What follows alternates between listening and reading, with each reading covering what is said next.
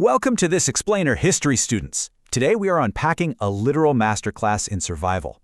We're looking at a scenario where just 3,000 defenders managed to completely hold off a massive, terrifying coalition of 10,000 soldiers. We're going to deconstruct the anatomy of a historic victory by digging right into the events of the Battle of the Trench. When we study military history, it's so incredibly easy to get caught up in the clash of swords, right? We focus on the sheer numbers of troops charging across a battlefield. But today we're looking at something entirely different. We are looking at how pure ingenuity and raw endurance completely shifted the balance of power. Let's dive into this. Here is our syllabus for today's analysis. 1. The March on Medina. 2. The Trench Strategy. 3. The Elements of War. And finally, 4. Anatomy of a Historical Victory. To start us off, let's grab a bird's-eye view of how this conflict actually played out. We begin in the year 627 CE with a massive army on the march. But notice how wildly the trajectory shifts here. The moment they arrive, they are met with a totally unexpected trench, which immediately stalls the attack. For several days, the siege just drags on. It literally freezes this massive army right in its tracks. And the breaking point? Well, it doesn't come from a dramatic counterattack, but actually from a severe weather event. Harsh winds strike the camp until finally, at sunrise, the coalition simply gives up and retreats. It is a fascinating arc of escalating tension that diffuses in a completely unexpected way. Section 1. The March on Medina. Establishing the stakes. We're grounding our historical case study right here, in the year 627 CE. Just for some context, in the grand sweep of military history, the tactics of this specific era heavily relied on direct, open-field combat. Drill, armies met, formations clashed, and the side with overwhelming numbers or superior cavalry almost always carried the day. That is the era and the expectation, setting the stage for everything that follows. Picture this. A massive army is marching directly toward Medina. As scholars of military tactics, put yourselves in the defenders' boots for just a second. They were facing an absolutely terrifying reality. We aren't talking about a minor skirmish or some border dispute. A massive 10,000-strong coalition had formed with the explicit, unified goal of threatening their home. The advancing forces were fully expecting a traditional clash of swords, bringing overwhelming numbers to just crush the city's defenses. The psychological weight of seeing that kind of force approaching on the horizon really cannot be overstated. Let's move to Section 2, the Trench Strategy, the Element of Surprise. Think about the stark disconnect between the two sides here. The coalition army's plan was completely straightforward. Launch a direct attack, use traditional combat methods, and win. They absolutely had the numbers to win that specific type of war. But the defenders? They essentially altered the reality of the battlefield itself.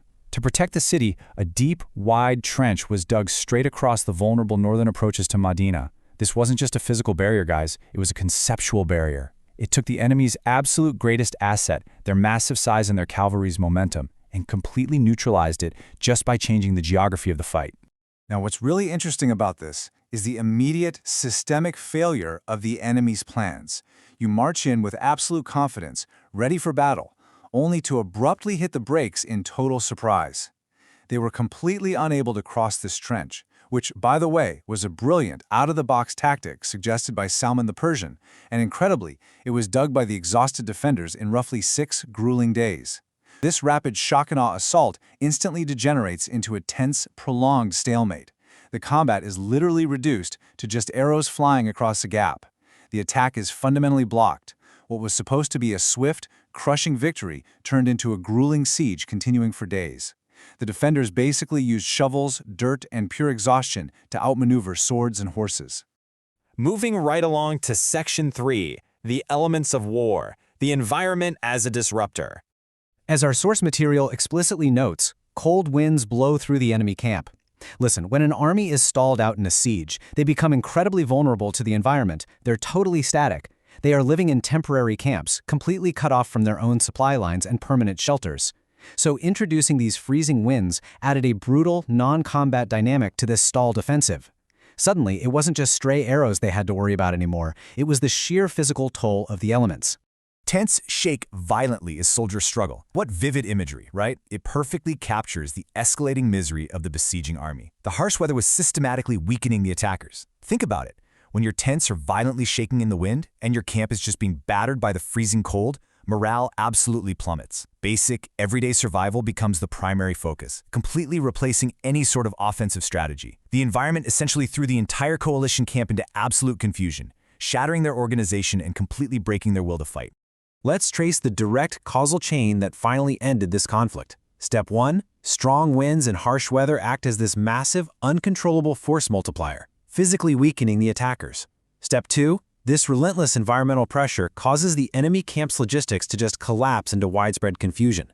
Feeding, sheltering, and organizing 10,000 men simply breaks down under these harsh conditions.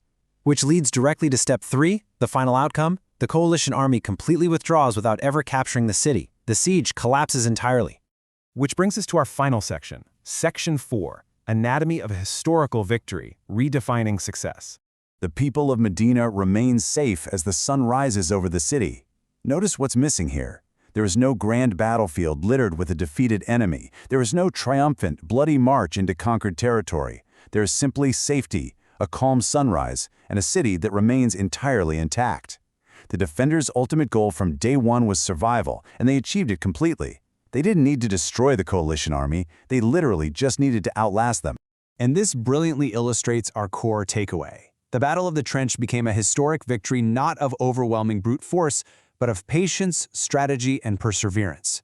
The trench itself was the strategy. Waiting for days on end under the looming threat of a massive army, that was the patience. And enduring the incredible psychological strain until the weather finally broke the enemy, that was the perseverance. Back in 627 CE, this victory was achieved strictly through tactical ingenuity and the profound, stubborn ability to simply hold the line.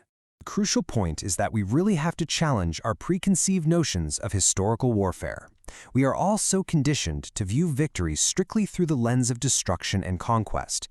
But this explainer proves that sometimes the absolute most brilliant defense is one that prevents the battle from truly happening at all.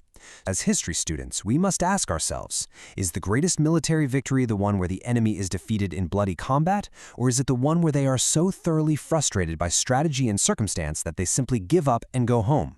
Keep that provocative thought in mind as you analyze other historical conflicts. Thank you so much for joining me for this explainer, and as always, keep questioning the history you learn.